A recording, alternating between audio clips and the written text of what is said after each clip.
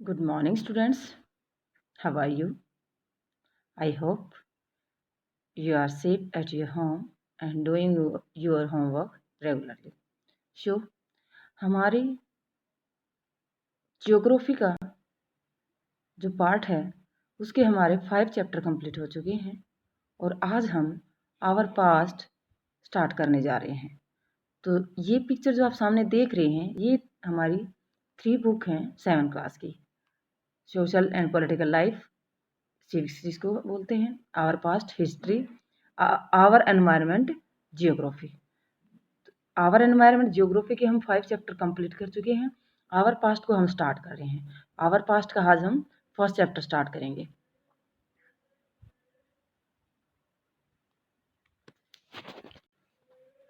Okay, our past का first chapter name is tracing change through 1000 years. 1000 सालों के बीच में क्या बदलाव आए। 1000 कौन से साल बेटा? 700 से लेकर हम 1750 के बीच का जो टाइम पीरियड है, उस टाइम पीरियड में हमारे इंडिया पर कौन कौन रूलर आए, किन किन रूलरों ने हमारे ऊपर रूल किया, शासन किया, किन किन शासकों ने कितनी यहाँ लड़ाइयाँ हुई, इस सभी के बारे में हम अपनी 7th क्लास की आवर पास्ट के बुक के अंदर रीड करेंगे। Look at this picture. Starting ये जो मैप दिखाई दे रहे हैं आपको, इस मैप में आपके क्या दिखाई दे रहा है कि जो ये पार्ट है ये हमारा साउथ का आज के मैप में जो क्या है श्रीलंका वो दिखाई दे रहा है। तो फर्स्ट मैप में जो हमारी श्रीलंका है हमारे नीचे साउथ साइड में है, वो श्रीलंका हमारे नॉर्थ साइड में दिखाई गई है। ये जो पार्ट है हमारा ये साउथ पार्ट दिखाया गया है जो आज हमारा नॉर्थ पार्ट है। तो इस तरह से जो फर्स्ट मैप था हमारे आज के प्रेजेंट मैप से बिल्कुल अपोजिट था। तो इससे हम क्या समझ में आए कि पहले इंडिया के बारे में किसको ज़्यादा जानकारी नहीं थी, तो ये जानकारी न होने के कारण ये मैप क्या हो गया, अलग बनाया गया था। तो अब इसके बारे में हम रीड करेंगे कि किसने बनाया था, कब बनाया था। Okay students, take a look at the map. जो मैप अभी मैंने बताया है, सेकंड मैप आगे होगा। I was made first was made in 1154 CE by the Arab geographer al-Idrisi। जो फर्स्ट मैप बनाया गया था 1154 में, किसके द्वारा बनाया गया था? एक अरब देश का जियोग्राफर था, भूगोलवेता जिसको बोलते हैं, अल-इद्रिसी नाम का। भूगोलवेता जियोग्राफर कौन है? जो अपनी जियोग्राफी के बारे में ज़्यादा जानकारी इकट्ठी करता रहता है। The section reproduced here is detail of the Indian subcontinent from his larger map of the world. World के मैप में जो हमारा इंडियन सब कंटिनेंट है, भारतीय उपमहाद्वीप है, उसकी जानकारी वो ज़्यादा इस मैप के द्वारा बता रहा है। Map 2 was made in 1720। कब बनाया गया था? 1720 में सेकंड मैप बनाया गया था। किसके द्वारा? French cartographer. कार्टोग्राफर होता है a person who makes maps, जो मानचित्र बनाता है उसको कार्टोग्राफर बोलते हैं या मानचित्रकार भी बोल सकते हैं। The two map are quite different even though they are the same area. उन्होंने सेम एरिया यानी इंडिया का मैप बनाया लेकिन दोनों ने अलग अलग बनाया है। इन अल-इद्रिसी मैप, जो फर्स्ट मैप हमने देखा है ये किसके द्वारा? अल-इद्रिसी के द्वारा बनाया गया है। South India is where we would expect to find north India. South India वहाँ दिखाया गया है इसने जहाँ हम नॉर्थ इंडिया है आज प्रेजेंट में। Sri Lanka is the island at the top, और जो हमारे टॉप पर क्या है? जो श्रीलंका आइलैंड है, द्वीप है। Place name are marked in Arabic. ये जो नाम है स्थानों के उसने अरबिक लैंग्वेज में लिख रखे हैं जो हम समझ नहीं पा रही है। अरबिक लैंग्वेज है जो हमें नहीं समझ आ रही है। It is second map. तो ये हमारा सेकंड मैप है जो 1720 में बनाया गया था। इंडिया का मैप किसके द्वारा बनाया गया था? फ्रेंच के कार्टोग्राफर के द्वारा। ओके, तो इसने जो आज का मैप है उसके लगभग इक्वल बना रखे हैं।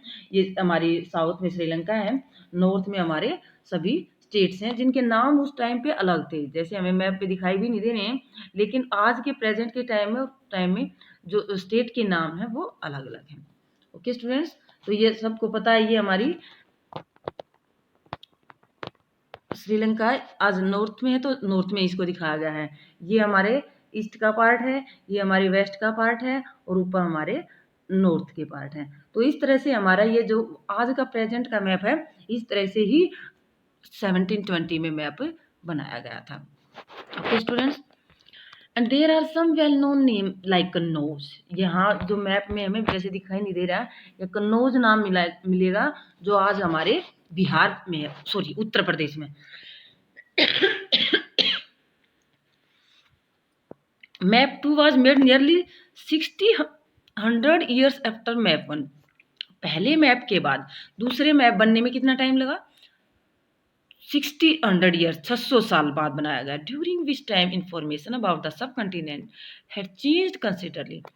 यानी इतने लंबे टाइम पीरियड में जो इन्फॉर्मेशन थी वो चेंज होती जा रही थी। The map seem more familiar to us, and the coastal area in particular are surprisingly detailed। तो जो कोस्टल एरिया है, कोस्टल एरिया ये हमारा कोस्टल एरिया है। ये हमारा जो हमारे एक साइड में क्या है, बे ऑफ बंगाल है, और दूसरी साइड में क्या है, अरेबियन सी है। तो ये क्या है, हमारा कोस्टल एरिया के बारे में भी जो सेम जानकारी है वो उस टाइम सेम थी। ओके, तो इसमें क्या बताया गया है कि this map was used by European seller. इस मैप का प्रयोग कौन करते थे? जो यूरोपियन कंट्री थे, वहाँ से जो सेलर शिप पर आते थे वो दूसरे देशों का पता लगाने के लिए इस मैप का प्रयोग करते थे। मर्चेंट ऑन देयर वोवेज, जो यात्रा करते थे, समुद्री यात्रा करते थे, वो व्यापारी या सेलर इस मैप का यूज करते थे। Equally importance is the fact that the science of the cartography different in 2 periods. यानी कि 2 अलग अलग पीरियड में जो साइंस था जिसका प्रयोग किसमें किया गया था? मैप बनाने में, कार्टोग्राफी करने में, तो वो अलग अलग थी दोनों टाइम पे, दोनों पीरियड में। वैन हिस्टोरियन रीड डॉक्यूमेंट्स, जो इतिहासकार थे वो क्या रीड करते थे? डॉक्यूमेंट्स को, जो पुराने डॉक्यूमेंट्स होते थे उनको, मैप्स को, मानचित्रों को, टेक्स्ट बुकों को। Past they have to be sensitive to the difference historical background. तो जो हमारा पास्ट था उसका हिस्टोरिकल बैकग्राउंड था वो अलग अलग था। The context in which information about the past was produce. जो पुराने टाइम की हमें क्या मिलती थी, जानकारी मिलती थी, किन किन चीज़ों से मिलती थी? डॉक्यूमेंट से मिलती थी, मैप से मिलती थी, टेक्स्ट से मिलती। ये कौन देता था वहाँ से जानकारी? हिस्टोरियन, जो आवर पास्ट को लिखते थे। न्यू और ओल्ड टर्मिनोलॉजीज होता है डेफिनेशंस, शब्दावलियाँ। तो अलग अलग वर्ड के रूप में अलग अलग टाइम पे हमारे इंडिया के लिए, हिंदुस्तान के लिए प्रयोग किया गया है अलग अलग राइटर के द्वारा, अलग अलग हिस्टोरियन के द्वारा। तो ये हम इस पैराग्राफ में रीड करेंगे। If the context in which information is produced change with time. तो आप पता है कि जो जानकारी है टाइम के साथ बदल जाती है, समय के साथ बदल जाती है। What about language? लैंग्वेज भी बदल जाती है, एंड मीनिंग, उसके मीनिंग भी बदल जाते हैं। Historical record exist in a variety of language which have changed considerably over the year. यानी काफ़ी लंबे समय के बाद या काफ़ी लंबे समय से पहले जो हिस्टोरिकल रिकॉर्ड्स रखे हुए थे वो अलग अलग, जैसे 4000 ईयर्स पहले जो रिकॉर्ड मिले थे वो सिर्फ क्या थे, अवशेष मिले थे हमें। उन अवशेषों के आधार पर ही हमें हिस्ट्री के बारे में पता लगा था।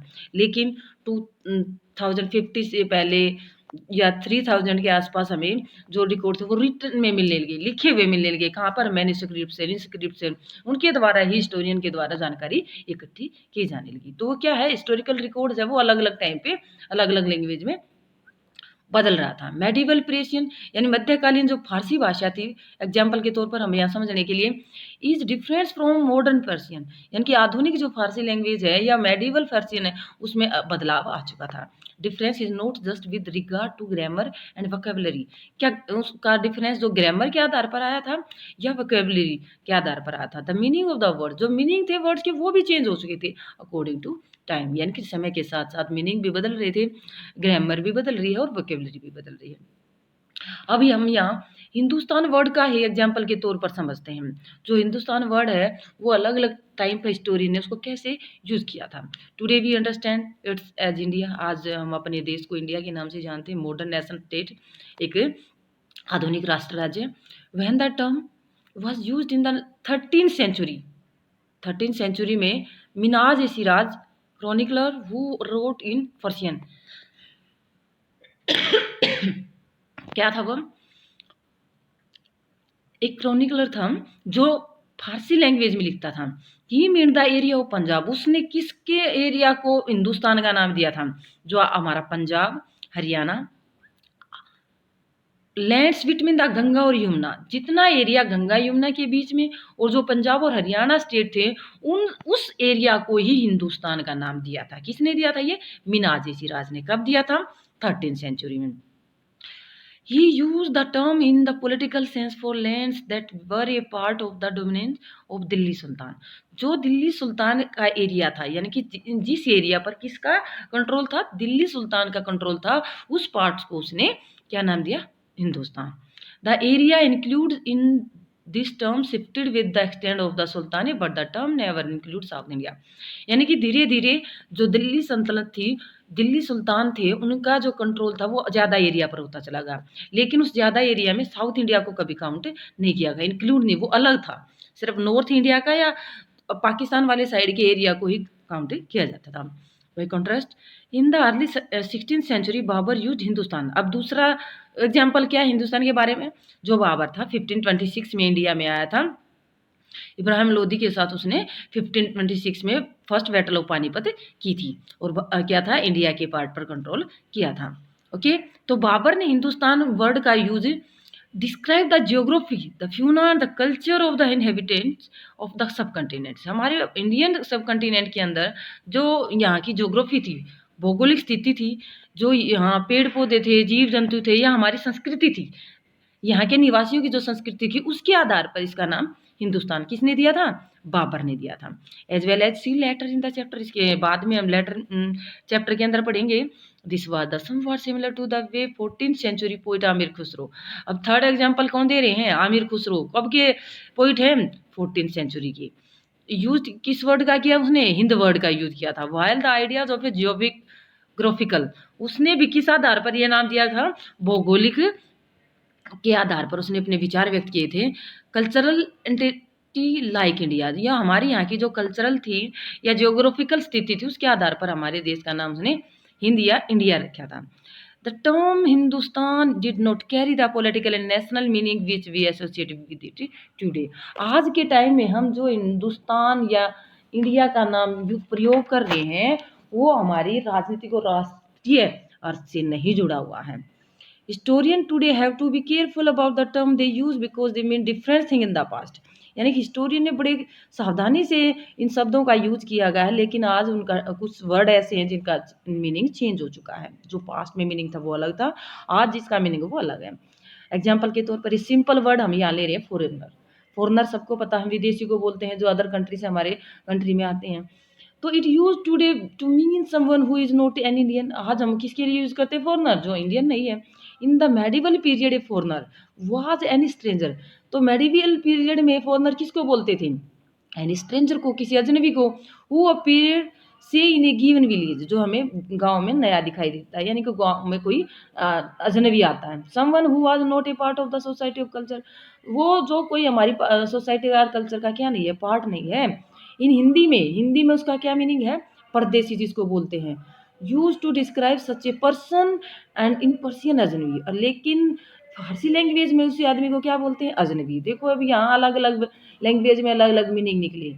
आज प्रेजेंट में हम फॉरनर को अदर कंट्री के सिटीजन को कहते हैं। हिंदी में इसको परदेसी बोलते हैं, फारसी में इसको बोलते हैं अजनबी। तो एक ही वर्ड के क्या हो गए? अलग अलग मीनिंग हो गए। A city dweller therefore might have be regard forest dweller. एक शहर में रहने वाला नागरिक के लिए क्या फॉरेस्ट ड्वेलर, वनवासी, कोई फॉरनर होगा उसके लिए? क्या है? जंगलों में रहने वाले लोग को फॉरनर कहेगा। But two peasants living in the same village, दो किसान जो एक ही गांव में रह रहे हैं, वर नॉट फॉरनर, वो क्या नहीं है? विदेशी नहीं है। टू ईच अदर, एक दूसरे के लिए। Even though they may have different religion और कास्ट बैकग्राउंड, लेकिन अलग अलग हमारी रिलीजन, धर्म अलग है, हमारी कास्ट अलग है, तो क्या हम एक दूसरे के लिए विदेशी हैं? नहीं, सिर्फ हम अलग अलग जाति के हैं या अलग अलग कास्ट उसके रिलीजन के हैं। Okay students, historian and their sources हमने 6th क्लास के फर्स्ट चैप्टर में भी हम रीड कर चुके हैं।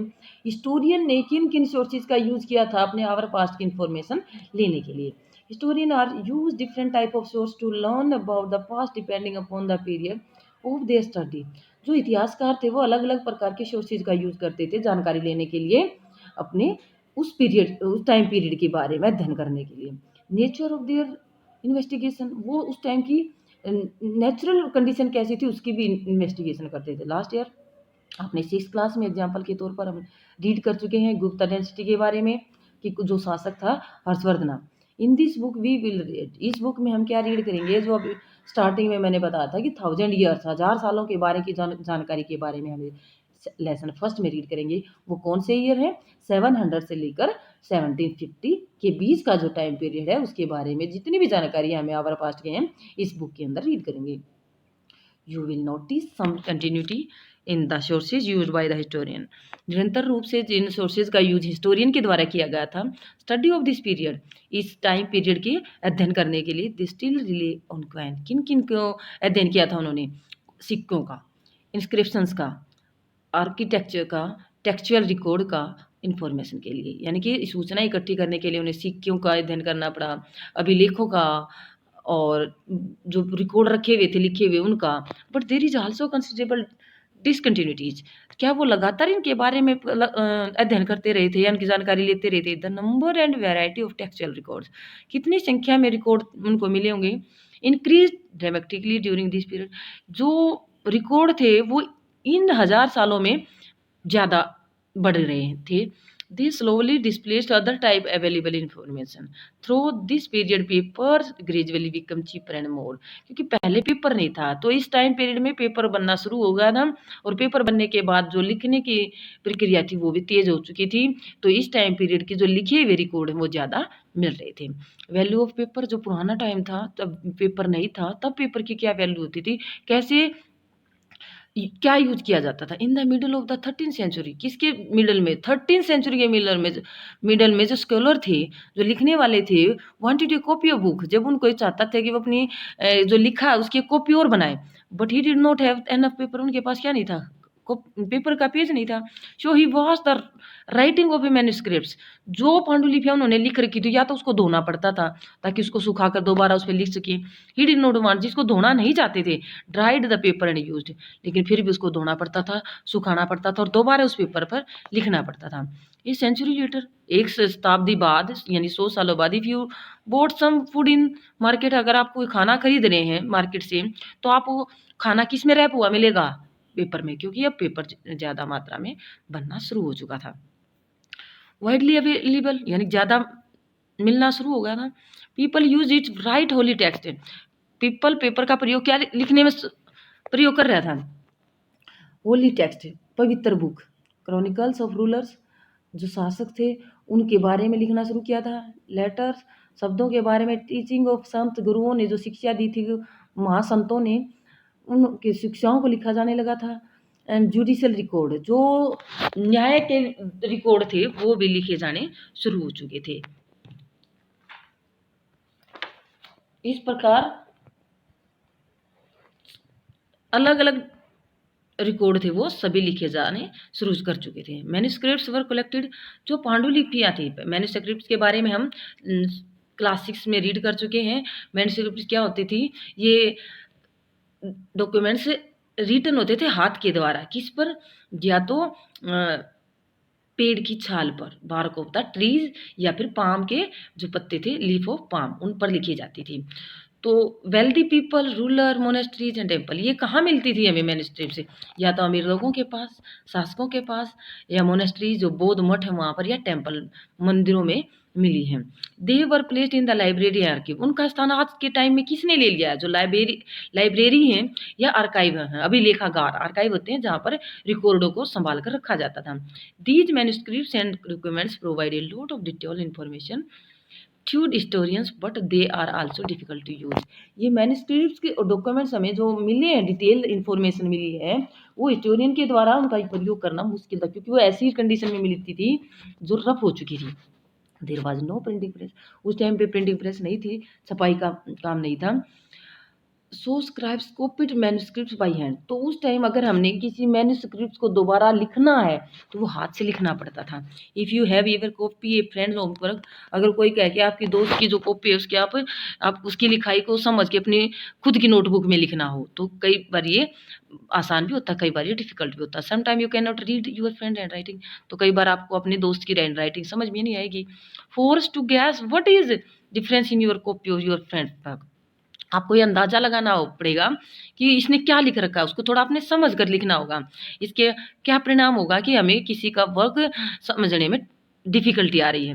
Manuscript कॉपिंग is somewhat similar. तो जो मैन्युस्क्रिप्ट की सेम कॉपी बनाना कितना डिफिकल्ट था। एज स्क्राइब्स कॉपीड मैन्युस्क्रिप्ट, जो मैन्युस्क्रिप्ट की नकल करके लिखते थे, they are introduce small change a word, तो उनकी राइटिंग में छोटा छोटा चेंज होता था, जैसे वर्ड का लिखने में या किसी लेटर को लिखने में, तो राइटिंग अलग अलग होती है। This small difference grew over centuries of copy until manuscript से। तो ये छोटे छोटे डिफरेंस ही कुछ सेंचुरीज के बाद ज़्यादा बड़ी डिफिकल्टी बन चुकी थी। ये जो सामने दिखाई दे रहा है आपको, ये कैलियोग्राफिस्ट होते थे। कैलियोग्राफिस्ट होते थे जो किसी लिखी हुई चीज़ को दोबारा अच्छी राइटिंग में लिखते थे। अब ये साइड में दे रखा है फिगर 1 में पेंटिंग स्क्राइब्स कर रहा है, जो लिख रहा है कॉपियों पे मैन्युस्क्रिप्ट से, किसी पांडुलिपि की कॉपी कर रहा है। तो ये छोटे साइज में जो लिखते थे उनको बोलते थे क्या, मिनिएचर पेंटिंग, यानी कि जिनका साइज क्या होता था 10.5 सेंटीमीटर से लेकर 7.1 सेंटीमीटर के बीच में जो साइज होता था उनको बोलते थे मिनिएचर पेंटिंग, यानी छोटी छोटी पेंटिंग बनाना। अब ये 2 पिक्चर आप दिखाई दे रही है फिगर 2 में। एक साइड में जो यहाँ लैंग्वेज है वो नस्तलिक स्टाइल में लिखा गया है। ऑन द लेफ्ट में ये कौन सी है, नस्तलिक। ये जो लैंग्वेज है ये नस्तलिक लैंग्वेज है, और जो इस साइड में है वो सिक्कस्त लैंग्वेज है। तो ये दोनों लैंग्वेज हैं हमारे। तो इस लैंग्वेज में अरबी और पर्शियन लैंग्वेज है ये, जो जिसको समझना थोड़ा सा डिफिकल्ट होता है। तो इस प्रकार ये लैंग्वेज हैं अलग अलग टाइम की यूज की जाती थी। सम टेक्स्ट, ये लैंग्वेज हम समझ नहीं सकते, जो इनको अरबिक या पर्शियन लैंग्वेज जो रीड करना जानता है वो समझ सकता है। Some text become substantially different from one another. इस प्रकार जो बुक थी, लिखी हुई बुक थी, वो अलग अलग राइटिंग में लिखी हुई थी। दिस इज सीरियस प्रॉब्लम, ये एक थोड़ी सी गंभीर प्रॉब्लम थी, because we rarely find the original manuscripts of the author today. आज के टाइम में जो वास्तविक मैन्युस्क्रिप्ट थी उसका जो राइटर था उसका पता लगाना मुश्किल था। We are totally dependent upon the copies, हम सिर्फ आज के टाइम में डिपेंडेंट थे। जो हिस्टोरियन थे वो डिपेंड थे किस पर, कॉपीज पर, उनके जो रियल मैन्युस्क्रिप्ट थी उनकी बनाई गई फोटो कॉपी पर, मेड बाई लेटर स्क्राइब्स, जो बाद में लिखी गई थी। As a result, historian has to read different manuscripts, version of the same text to guess what the author had originally written। तो इतनी सारी बुक उनकी फोटोकॉपी की जा चुकी थी कि समझ पाना मुश्किल हो चुका था कि ओरिजिनल कौन सी है या ओरिजिनल जो राइटर वो कौन होगा। On occasion author revise their chronicles at different time. तो अलग अलग और टाइम पर और ऑथर थे, जो लेखक थे वो अलग अलग होते थे, वो अलग अलग टाइम पे अलग अलग ऑथर ने लिखा है। 14th सेंचुरी में जो क्रॉनिकलर जियाउद्दीन बर्नी थे, रोट हिज क्रॉनिकल फर्स्ट, उन्होंने पहला जब अपना लिखा था, पहली बार जो लिखा था वो 1356 में लिखा था। और अनदर वर्जन, और जो दूसरा वर्जन उसके 2 साल बाद लिखा था। The two differ from each other but historian did not know about the extent of first version until 1916 तक हमें जो हमारे हिस्टोरियन थे वो पता नहीं लगा पाए थे कि उन 2 साल के डिफरेंस में फर्स्ट कौन सा और सेकंड कौन सा है। जियाउद्दीन बर्नी थे, वो भी राइटर थे जिसने लिखा था 1356 में और दूसरा 1358 में। तो दोनों का डिफरेंस उनको समझ में नहीं आया, 1916 तक हिस्टोरियन समझ नहीं पाए थे। नेक्स्ट पॉइंट हमारा new social and political groups. यहाँ तक हमने जो पढ़ा है कि इसमें क्या पढ़ा है कि 1000 सालों में जो डिफरेंसेस थे वो कैसे बदलाव आ रहे थे, कैसे चेंजेस होते आ रहे थे। स्टार्टिंग में जो मैप दिखाए गए थे वो डिफरेंस था, फिर जो हिंदुस्तान वर्ड के लिए यूज किया गया था वो अलग अलग हिस्टोरियन राइटर के द्वारा अलग अलग टाइम के अकॉर्डिंग उसके मीनिंग अलग अलग लगाए गए थे। फिर जो हिस्टोरियन थे वो सोर्सेज थे उनका प्रयोग करते आ रहे हैं, किस प्रकार के, जैसे मैन्युस्क्रिप्ट्स की कॉपी बनाना या फिर रिकॉर्ड है जो उनको देखना, उनके आधार पर ही वो आवर पास्ट की इंफॉर्मेशन कलेक्ट कर रहे थे। शो न्यू सोशल और पॉलिटिकल ग्रुप्स। अब तक तो हमने रीडिंग किया कि सोर्सेज के बारे में कैसे हिस्टोरियन पता लगा रहे थे। अब नए सामाजिक और पॉलिटिकल ग्रुप कौन कौन से बने थे, राजनीतिक ग्रुप बने थे। The study of the 1000 years, जो हम स्टडी कर रहे हैं 700 से लेकर 1750 के बीच की ह्यूज चैलेंजेस चुनौतियां थी बड़ी बड़ी historian largely because of the scale and variety of development that occurred of the period. इस लंबे पीरियड के दौरान जो बदलाव आए थे उनका बारे में जानकारी इकट्ठी करना किसके लिए चैलेंज हो चुके थे, हिस्टोरियन के लिए चैलेंज बन चुके थे। At different moment in this period new technology made their appearance. तो इस अलग अलग मोमेंट में किस प्रकार इस पीरियड में नई नई टेक्नोलॉजी का प्रयोग किया गया था। नई नई टेक्नोलॉजी कौन सी थी? First, like the Persian wheel in irrigation. First जो चेंज था, पर्शियन व्हील का यूज किया गया था खेतों में पानी देने के लिए, सिंचाई करने के लिए। ओके, फर्स्ट चेंज है ये। हमारा क्वेश्चन है एक्सरसाइज का। Spinning wheel in the weaving, काटने के लिए चरखे का प्रयोग किया गया, ये सेकंड चेंज था। And fire arm in combats, युद्धों में बारूद का प्रयोग करना, ये थर्ड चेंज था। इससे पहले ये बदलाव नहीं थे, ना तो इरिगेशन था, पर्शियन व्हील का प्रयोग नहीं करते थे। जैसे हम पिक्चर में देखेंगे ये पर्शियन व्हील है जिसको हम रैट बोलते हैं। अपने फैमिली में अगर कोई ओल्ड मेंबर है, जैसे दादा है, दादी है, नाना है, नानी है, तो उनसे पूछना क्या रहट क्या है, तो रहट के द्वारा पहले खेतों में पानी दिया जाता था। ओके, ये चेंज थे हमारे इसी टाइम पीरियड के दौरान। तो आप ये चेंज अच्छी तरह से समझ चुके होंगे। First is Persian wheel in the irrigation, second spinning wheel in weaving, third is fire arm in combats, यानी युद्धों में बारूद का प्रयोग। इन्हीं के बीच में न्यू फूड और beverage arrived in the sub continents, नए नए जो खाना था, भोजन था या बिवरेज थे, पेय पदार्थ थे, वो भी सब कंटिनेंट में आने शुरू हो चुके थे। Potatoes, corn, chillies, teas, coffee, ये सब चीज़ें एक स्थान से दूसरे स्थान पर आना जाना शुरू हो चुकी थी। Remember that all these innovation, new technology and crops came along with the people who brought other ideas with them as well as a result. This was a period of economic, political, social, cultural change. You will learn about some of these challenges in chapter 5, 6, 7. ये बदलाव जो आ रहे थे कि जो हमारे खाने में या पीने की चीज़ों में जो बदलाव आ रहे थे, पोटैटो का यूज होना शुरू हो गया था, कॉर्न, मक्का, चिली, मिर्च, चाय, कॉफ़ी, ये सब हमारे खाने पीने की चीज़ों में से शामिल हो चुके थे। ये कहाँ से आए थे? ये टेक्नोलॉजी जो यूज़ की जा रही थी, एक स्थान से दूसरे स्थान पर जाना शुरू हो गया था, क्रॉप्स, फसलें उगाई जानी शुरू हो गई थी, जिसके परिणाम स्वरूप जो इस पीरियड में बदलाव आए थे वो इकोनॉमिक बदलाव थे, पॉलिटिकल चेंजेस थे, सोशल चेंजेस थे, कल्चरल चेंजेस थे, जिनके इन चेंजेस के बारे में ज़्यादा डिटेल से हम चैप्टर 5, 6 और 7 में रीड करेंगे। This was also a period great mobility, इस पीरियड के दौरान बहुत ज़्यादा गतिशील बदलाव आए थे। मोबिलिटी मीन गतिशीलता। Groups of the people travel long distance, जो लोगों का समूह था लंबी दूरियां तय करने, एक स्थान से दूसरे स्थान पर लंबे डिस्टेंस को तय करना शुरू किया था। किसके लिए? इन सर्च ऑफ अपॉर्चुनिटी, ताकि लोगों को मौका मिल सके। Subcontinent held immense wealth and the possibilities for people to carve fortune. हमारे देश इंडिया में या हमारे इंडियन सब कंटिनेंट के अंदर बहुत सारे लोगों को अपॉर्चुनिटी मिलती थी यहाँ आकर अपने फॉर्च्यून को, भाग्य को बनाने के लिए। वन ग्रुप ऑफ पीपल, एक जो समूह था लोगों का, वो became important in this period, important बन चुका था। वो क्या, किस नाम से जाना गया था? राजपुत्र। राजपुत्र का मीन से होता है the son of A ruler, एक शासक का बेटा। बिटवीन द 18th और 14th सेंचुरी, कब के टाइम पीरियड में? 8वीं से लेकर 14वीं सेंचुरी तक। अप्लाई more generally a group of warrior who claim Kshatriya caste status, तो वो अपने आप को क्षेत्रीय जाति से रिलेटेड बताते थे, तो उन्होंने आपको क्या माना? राजपूत माना। The term include not just ruler and chieftain but also soldier, तो इसमें सिर्फ शासक या मुखिया ही नहीं थे, इसमें कुछ सैनिक भी थे, कमांडर भी थे, who serve in the armies of different monarchs all over the subcontinent, यानी अलग अलग राजाओं के टाइम पे उन्होंने अलग अलग सेनाओं में अपनी सेवा की थी।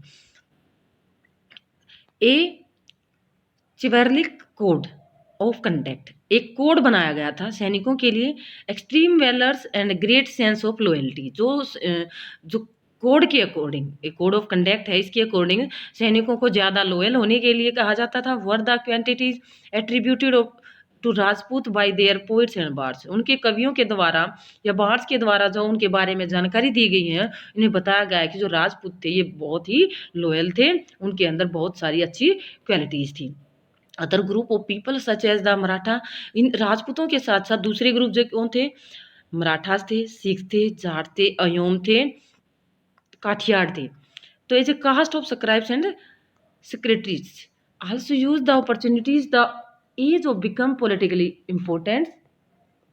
तो इस प्रकार अलग अलग टाइम के जो ये ग्रुप थे, इन्होंने हमारे इंडियन सब कंटिनेंट में आकर अलग अलग अवसरों का फायदा उठाया था। तो ये जो हमारे लिपिक थे, पोइट थे, या स्क्राइब्स थे, या सेक्रेटरीट थे, जो मुंशी आज के टाइम में जिसको बोलते हैं, ये इन ग्रुप ने हमारे सब कॉन्टिनेंट में आकर ज़्यादा फायदा उठाया।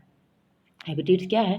प्रिय आवास, यानी कि इसका refer to the environment of a region and the social and economic lifestyle of a its resident, यानी कि जहाँ के हम एरिया में रह रहे हैं वहाँ के रहने वाले लोगों का किस प्रकार का सोशल और इकोनॉमिक लाइफस्टाइल है, उसको बोलते हैं हैबिटेट, यानी कि जिसको हम निवासी बोलते हैं। Through out this period there was a gradual clearing of forest, extension of agriculture. जो 1000 पीरियड के बारे में हम इस चैप्टर में रीड कर रहे हैं, तो इन सालों के बीच में, इस पीरियड में क्या किया गया? क्लियरिंग ऑफ फॉरेस्ट, जंगलों को काटा गया, एक्सटेंशन ऑफ एग्रीकल्चर, खेती को बढ़ाया गया, ये चेंज फास्टर, ये बदलाव तेजी से आए, more complete some area than a other, दूसरे एरिया के बजाय किसी एक एरिया में ज़्यादा तेजी से बदलाव आए, चेंज इन देयर हैबिटेट, जो उनका रहने की सहने की प्रोसेस थी उसमें भी बदलाव आए। फॉरेस्ट ड्वेलर इन माइग्रेट, जो जंगलों में रहने वाले थे वो माइग्रेट कर गए, कुछ दूसरे स्थानों पर चले गए। क्यों चले गए? क्योंकि जंगलों को काट दिया गया था। Other started tilling the land and become pheasant, और कुछ लोगों ने खेती को टीलिंग करना शुरू किया, यानी कि जोतना शुरू किया, और क्या बन गए? पिजेंट बन गए, कृषक बन गए, किसान बन गए। These new peasants groups gradually begin to be influenced by regional market, ऐसे जो किसान बने थे उनके बड़े ग्रुप ने क्या बना लिया? धीरे धीरे मार्केट बना ली, रीजनल मार्केट। चीफटेन, मुखिया बन गए, प्राइस्ट, पुजारी बन गए, मोनेस्ट्रीज बनाई गई, टेम्पल बनाए गए। तो ये सब बदलाव हमारे इन 1000 ईयर्स के बीच में हुए थे। They become part of a large complex society, वो किसका पार्ट बनते जा रहे थे? एक बड़ी सोसाइटी का, समाज का। वो रिक्वायर्ड, इससे पहले समाज नहीं थे, लोग इकट्ठा नहीं रहते थे। वो रिक्वायर्ड टू पे टैक्सेज, अब जरूरत क्या पड़ी कि जो लोग कमा रहे हैं तो वो क्या पे करें? टैक्स भी पे करें। ऑफर गुड्स, या वस्तुओं को ऑफर करें, जो चीज़ उनके पास है वो दे। सर्विस लोकल रोड्स, जो स्थानीय लॉर्ड था, राजा था, उसकी सेवा में या तो उनके पास बुक है वो दें या टैक्सेस दें। As a result significant economic और सोशल डिफरेंसेस, तो इसे अलग अलग जो टाइम पे आर्थिक और सामाजिक बदलाव आए। सम पोजेसेस मोर प्रोडक्टिव लैंड, कुछ स्थानों पर जो लैंड थी वो ज़्यादा प्रोडक्टिव थी, ज़्यादा उत्पादन होता था, ज़्यादा फसलें होती थी, उपजाऊ ज़मीन थी। अदर आल्सो केप्ट कैटल, कुछ आदमियों ने पशुओं को पालना शुरू किया। सम कंबाइंड, दोनों, कुछ लोगों ने दोनों काम शुरू किए, एग्रीकल्चर एक्टिविटी भी और कैटल रेयरिंग भी। तो as society became more differentiated, people were groups into जाति और सबकास्ट, लोगों को जातियों और उपजातियों में बांटा जाने लगा। बेसिस ऑफ देयर बैकग्राउंड, जो उसका बैकग्राउंड है उसके आधार पर। देयर ऑक्यूपेशन, उसके व्यवसाय के आधार पर। Rank were not fixed permanently, जो रैंक दिया जाता था, जो जाति दी जाती थी वो परमानेंटली नहीं होती थी। वेरी अकॉर्डिंग द पावर, जो लोगों की पावर थी उसके अकॉर्डिंग उसको जाति मिलती थी। Influence and resources control by the member of the जाति, और जो जितनी जिस जाति का ज़्यादा रिसोर्सेज पर कंट्रोल होता था उस जाति को ज़्यादा ऊंचा दर्जा दिया जाता था। The status of same jati could vary from area to area, इस प्रकार जो जाति थी अलग अलग एरिया में अलग अलग स्टेटस रखती थी। जाति फ्रेम देयर ओन रूल्स, एक प्रकार की जाति है, जैसे हमारे एरिया में 5 जातियां रह रही हैं तो अलग वो पांचों जातियां अपनी अलग अलग रूल रेगुलेशन बनाती थी। Manage the conduct of their member, अपने जितने मेंबर थे उनको कंट्रोल करने के लिए। These regulation were enforce by assembly of order, एक सभा बनाई जाती थी और सभा में जो सबसे बड़ा व्यक्ति होता था वही रूल रेगुलेशन को बनाता था। Describe in some area in जाति पंचायत, कुछ एरिया में इसको जाति पंचायत भी बोलता था। जैसे आज के टाइम में हमारी पंचायतें हैं तो गांव के लिए पंचायत जो काम करते वो उस टाइम पे जो जाति पंचायत थी वो काम करती थी। But jati were also required to follow rules of their village, लेकिन लोगों को कहा जाता था कि आप इन रूलों को मानना पड़ेगा। Several village were govern by A Chieftain, कुछ गांव का जो शासन था वो किसी मुखिया के द्वारा चलाया जाता था। Together they were only one small unit state, जो एक छोटी सी इकाई के रूप में काम करती है, जो एरिया था वो एक राज्य की इकाई के रूप में था। ओके स्टूडेंट्स, आज हम इतना ही करते हैं।